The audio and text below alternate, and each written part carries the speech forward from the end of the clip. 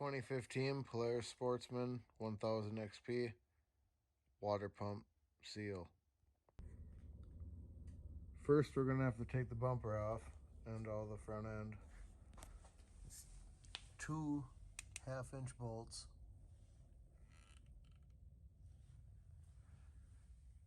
Two clips.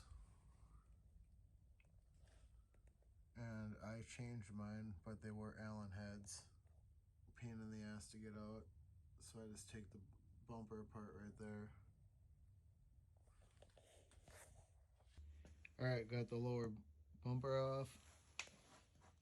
The 2 bolts right there.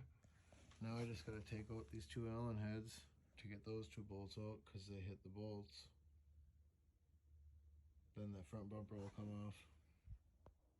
So I got the front bumper off. Duct tape, man's best friend. Keep your parts together and your bolts together when you take them off. Easier to put back together.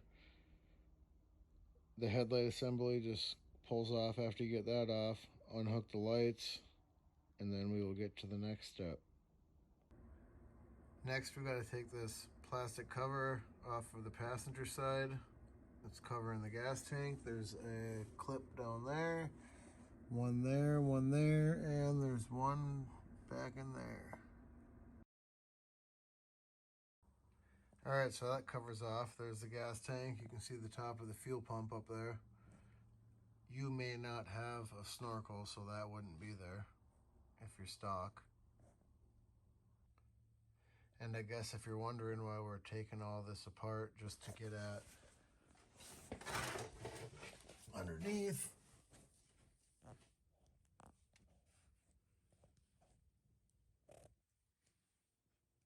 that weep hose is leaking antifreeze, which means the water pump seal's bad. All those bolts, the very top one, you gotta pull the gas tank out to get at it.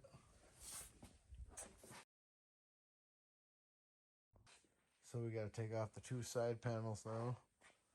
There is a T40 Torx right there, 2 clips right there, a clip right there, and that panel will pop off. I think you gotta take the shifter top off and unscrew it. And on the other side, another T40 Torx, a clip right there, and a clip right there that I don't have in. And that'll come off. All right, I got the side panels off. I'm actually going to pressure wash it before I make it non-runnable. But I can't stress enough, always put your bolts back in the holes so you don't lose them. Then when you put it back together, they're right there. Time to get the right footwell off. There will be 4 10mm bolts right there, 6 clips, 2 right there, 1 there, 1 there, 1 there, and 1 there.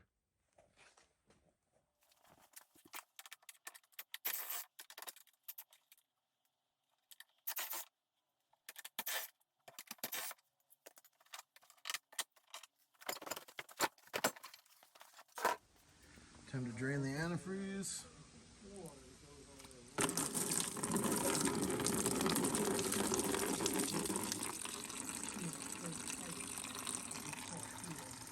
Next, we got to get the front fender off.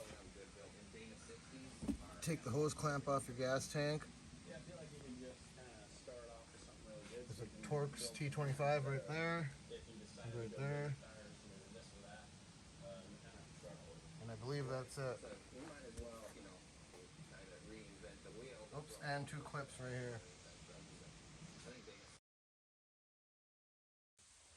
All right, to take the gas tank out, there's going to be a bolt right there. Back in there, there's a vent line hooked up that you got to unhook. Pull the power plug and the fuel line from the pump. And there's another bolt back down in here that holds the tank on, and it's a pain to get at. Goes right there. Probably won't even put it back in. Alright, the gas tank's out. Now it's time to unhook the hose from the water pump and that hose and these 10 bolts, and the cover should pop right off. Now take off these 10 8mm bolts. Now that that's off, there's a 10mm bolt to get the impeller off. There's what's left of it. Got it out.